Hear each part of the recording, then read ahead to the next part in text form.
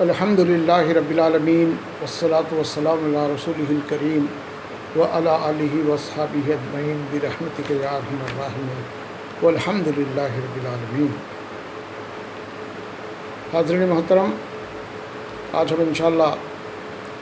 24ویں پارے کے بقیہ حصے کو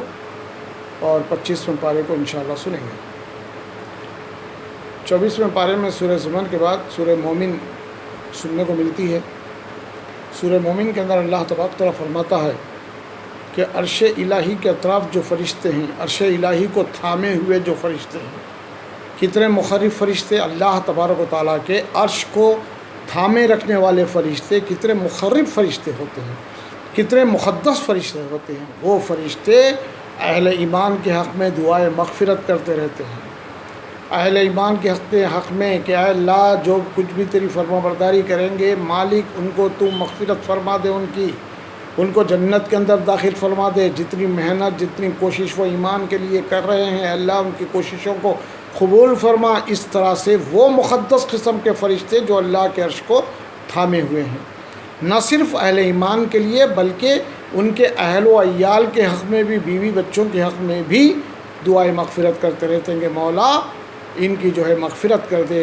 ان کو جنت کے اندر داخل فرما دے۔ اس انداز کی دعا، ان مقدس قسم کے فرشتوں کی دعا اللہ تبارک و تعالیٰ کیسے رد کرے گا؟ پھر اس کے بعد جو ہے اللہ تبارک تعالیٰ فرماتا کہ فرعون سے موسیٰ علیہ السلام کا جب مکالمہ چلا،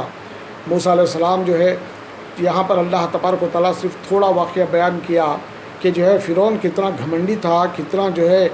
تکبر کے اندر مبتلا تھا، وہ اپنے آپ کو کتنا بڑا جو ہے انا ربکم الاعلیٰ کا دعویٰ اس نے کیا تھا کہ میں سب سے بڑا رب ہوں۔ تو اس نے ایک مرتبہ کہا کہ ارے مجھے ذرا چھوڑو، میں موسیٰ کو ابھی قتل کیے دیتا ہوں، مجھے چھوڑو۔ کہ مطلب کیا ہے؟ اتنے گھمنڈ کے اندر بولا کہ میں موسیٰ کو جو ہے قتل کر دیتا ہوں۔ تو اس کے بعد موسیٰ علیہ السلام نے کہا کہ کیا تم مجھے میرے نشانیوں کو دیکھنے کے بعد بھی تم قتل کرو گے؟ تو اس وقت اس نے پوچھا تھا کہ بتاؤ تمہاری نشانیاں کیا ہے؟ موسیٰ علیہ السلام نشانیاں بتائے اور کہا کہ جو ہے یہ تو جادو ہے، جادوگروں کو جمع کیا اور ان کے ساتھ جو ہے جو کچھ بھی ہوا ہم اس سے پہلے ہم سن چکے ہیں۔ تو مکالمہ جب چل رہا تھا موسیٰ اور فرعون کے درمیان میں، تو جو ہے جب قتل کر دیتا ہوں کا جو ہے جب بات آئی، تو یہاں رسول اللہ صلی اللہ علیہ وسلم کو بھی مکے میں قتل کرنے کی سازشیں ہو رہی تھیں۔ تو اللہ تبارک و تعالیٰ اس واقعے کو بیان کر کے فرماتا ہے کہ دیکھو، جس وقت فرعون نے کہا موسیٰ کو قتل کرنے کی بات کہی، تو اس دربار کے اندر ایک آدمی تھا جو مسلمان ہو چکا تھا مگر اپنے ایمان کو چھپایا تھا، اپنے ایمان کو چھپا کر رکھا تھا۔ وہ اس وقت تک ایمان کو ظاہر نہیں کرا تھا، مگر جب یہ بات سامنے آئی کہ موسیٰ کو قتل کرنے کی بات اس نے کہا تو اس آدمی سے برداشت نہیں ہوا۔ فوراً اس نے جو ہے کہا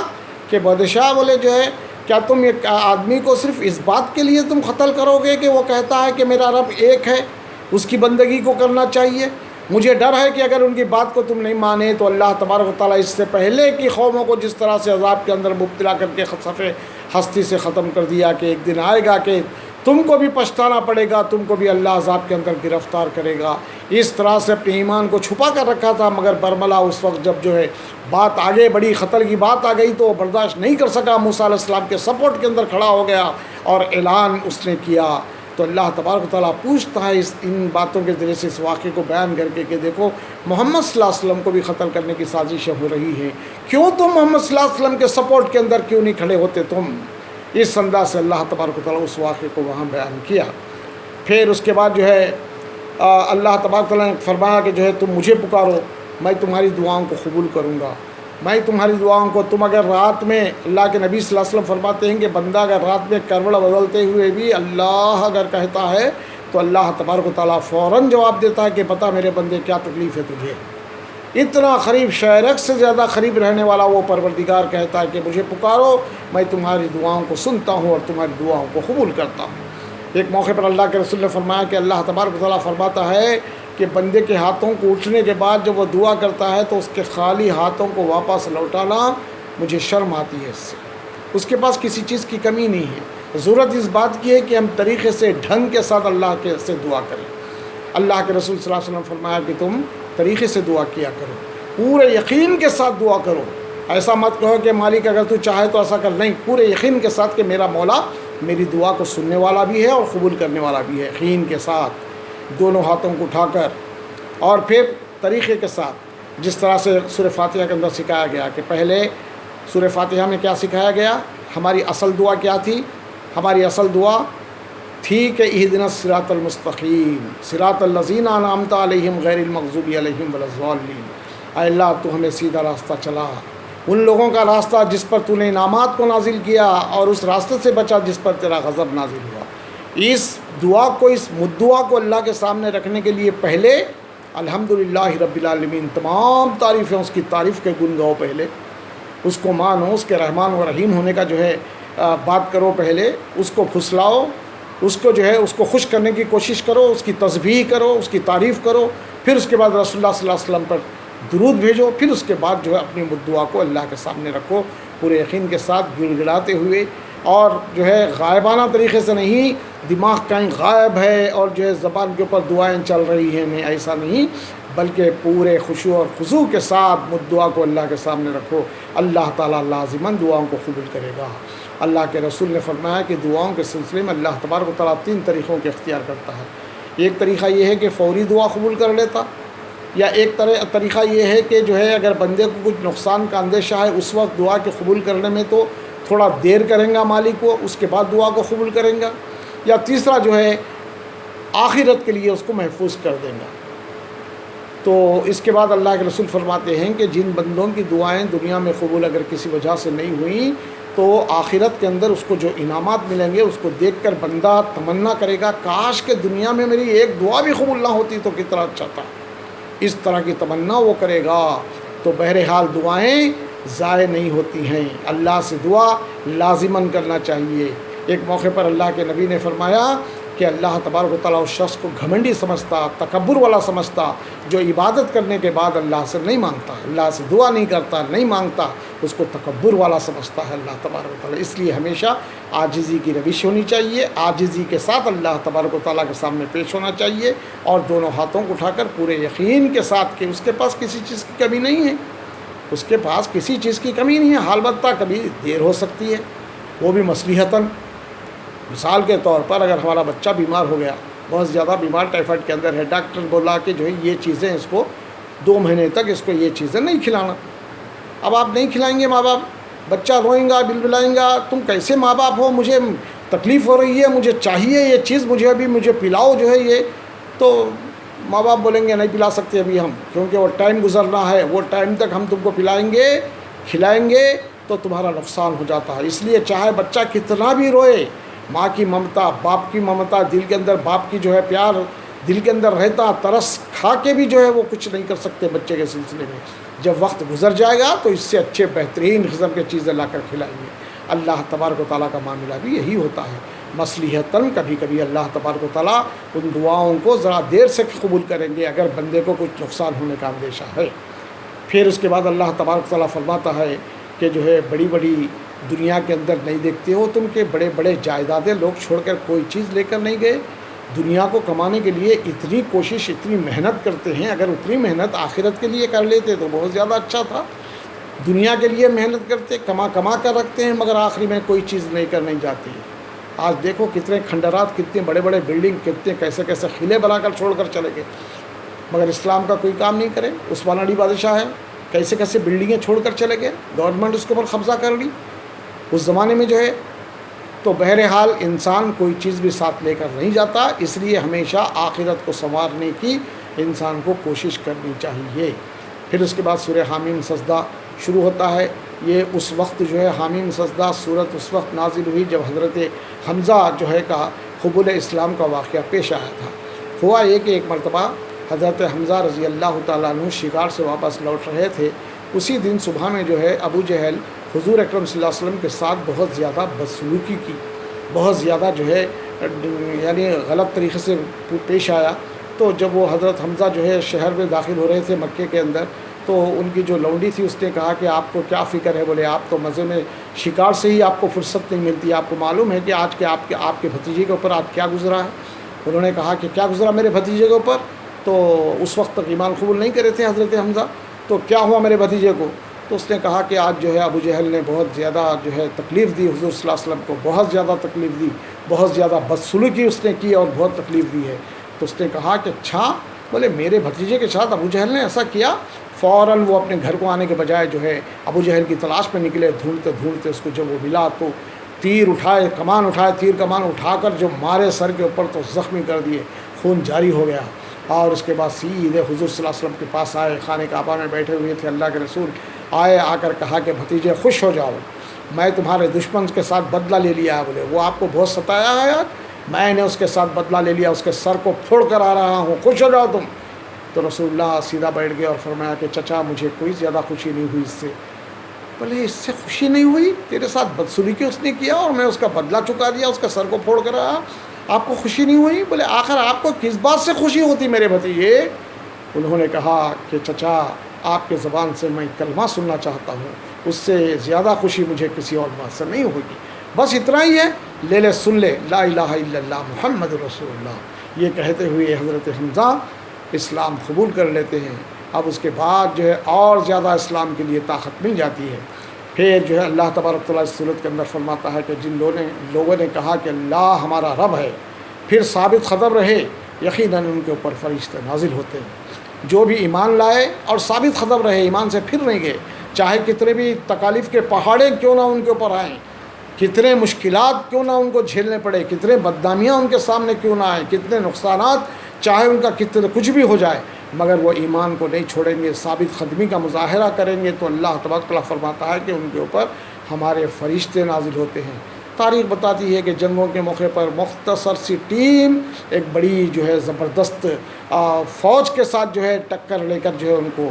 شکست فاش کر دی. تو جو ہے کتنا اللہ تبارک و تعالیٰ کی جو ہے قوت, اس کی طاقت ہمارے ساتھ ہوتی ہے. جو ایمان لا کر ثابت قدمی کا مظاہرہ کرے, اللہ کی ذات اس کے ساتھ رہتی ہے, اور فرماتا ہے کہ اس کے اوپر فرشتے نازل ہوتے ہیں اور کہتے ہیں فرشتے کہ ہم اس دنیا میں بھی تمہارے ساتھی ہیں اور آخرت میں بھی ہم تمہارے ساتھ ہی رہیں گے. پھر اس کے بعد اللہ فرماتا ہے کہ اس شخص کی بات سے اچھی بات اور کس کی ہوگی, جو کہے کہ میں مسلمان ہوں اور لوگوں کو اسلام کی طرف بلائے, اس کی بات سے اچھی بات اور کس کی ہو سکتی ہے. خود بھی نیک عمل کرے اور لوگوں کو بھی نیکیوں کی تلقین کرے. رسول اللہ صلی اللہ علیہ وسلم اور صحابہ یہی کام کر رہے تھے. تو اللہ تعالیٰ فرماتا ہے کہ ان کو تم برا سمجھ رہے ہو مکے والوں, مگر یہ برے نہیں ہیں, بلکہ جو ہے ان کے اوپر فرشتے نازل ہوتے ہیں اور کہتے ہیں کہ ہم تمہارے ساتھ دنیا میں بھی ہے اور آخرت میں بھی ہے. ان کی بات سے اچھی بات اور کس کی ہو سکتی, جو کہے کہ میں مسلمان ہوں اور اسلام کی طرف لوگوں کو دعوت دے, خود نیکی کرے اور لوگوں کو نیکی کی طرف بلائے. اس سے اچھے انسان اور کہاں ملیں گے. پھر اللہ نے مسلمانوں سے فرمایا کہ نیکی اور بدی یکساں نہیں ہوتے, بدی کو نیکی سے دفع کرو. بدی سے اگر تمہارے ساتھ کوئی بدی کر رہا ہے تو تم اس کے ساتھ بھلائی کا طریقہ اختیار کرو. تم دیکھو گے کہ دشمن جیسا آدمی بھی جو ہے تمہارے ساتھ بھلائی کرے گا, دشمن جیسا آدمی بھی تمہارے سامنے جھک جائے گا. پھر اس کے بعد سورہ شورى میں اللہ تعالیٰ فرماتا ہے کہ الذین لا یؤتون الزکاۃ وہم بالآخرۃ ہم کافرون. اللہ تعالیٰ فرماتا ہے کہ جو ایمان لانے کے بعد زکوٰۃ کو ادا نہیں کریں گے, صاحب نصاب ہوتے ہوئے زکوٰۃ کو ادا نہیں کریں گے, وہ کافر ہیں. تو اس کا مطلب یہ ہے کہ اللہ نے اگر دی ہے ہم کو 52.5 تولے چاندی کے برابر, یا جو ہے 7.5 تولہ سونا, یا دونوں ملا کر کے کسی ایک مقدار کی طرف, یعنی 52.5 تولے چاندی کا اتنا پیسہ یا زیور آپ کے پاس ہے, 1 سال گزر گیا تو جو ہے 1000 کو 25 روپے کے حساب سے, 1000 کو 2.5%, 1000 کو 25 روپے, 1 لاکھ کی دولت اگر اللہ نے دی ہے تو 1 لاکھ میں اس کو جو ہے 2.5 نکالنا پڑے گا. تو اس طرح سے جو ہے اللہ نے زکوٰۃ کا واجب کیا ہے. جو کوئی بھی زکوٰۃ کو ادا نہیں کریں گے, رمضان ایک اچھا مہینہ ہے, لوگ زیادہ تر رمضان میں نکالتے ہیں. اس لیے رمضان میں نکالتے ہیں کہ اللہ تعالیٰ نے وعدہ کیا, ایک کے بدلے 700 گنا تک بڑھا چڑھا کر دینے کا وعدہ کیا. عام دنوں میں زکوٰۃ ادا کریں گے تو اتنے نیکیاں نہیں ملتے جتنا کہ رمضان میں ادا کرنے سے ملتے ہیں. اس لیے لوگ رمضان میں ادا کرتے ہیں. اس سے مال پاک ہو جاتا, چوریوں سے اور دوسرے نقصانات سے بچ جاتا, ورنہ جو ہے یہ مال بیماریوں کے اندر, دواخانوں کے اندر ادھر ادھر لگ کے جو ہے ختم ہو جاتا. تو اس لیے بہرحال کچھ بھی ہو, ورنہ کل کے دن اللہ تبارک تعالیٰ کے پاس میدان حشر میں یہ سونا اور چاندی جمع کر کے زکوٰۃ نہیں نکالیں گے تو ازدھوں کی شکل میں گلے کا ہار بن کر اس کو جو ہے پریشان کریں گے اور بہت سارے تکالیف کا سامنا کرنا پڑے گا. اللہ نے فرمایا کہ قائم کرو اس دین کو اور تفرقے میں مت پڑو. اسلام کو قائم کرو, اسلام کو عام کرو, اسلام کو لوگوں کے زندگیوں کے اندر لاؤ اور تفرقے میں مت پڑو. مل جل کر, سب مل کر اللہ کی رسی کو مضبوطی سے پکڑ کر نیکیوں کام کرو، برائیوں کو ختم کرو۔ پھر اس کے بعد اللہ فرماتا ہے کہ جو دنیا چاہے گا اس کو دنیا ہی ملے گی، آخرت نہیں ملے گی۔ جو آخرت کے لیے کوشش کرے گا اس کو دنیا بھی ملے گی اور آخرت بھی ملے گی۔ پھر اس کے بعد اللہ تبارک تعالیٰ فرماتا ہے کہ جو ہے ہم سب کو دنیا میں رزق برابر برابر دیتے تو زمین کے اوپر فتنہ اور فساد جو ہے پیدا ہو جاتا تھا۔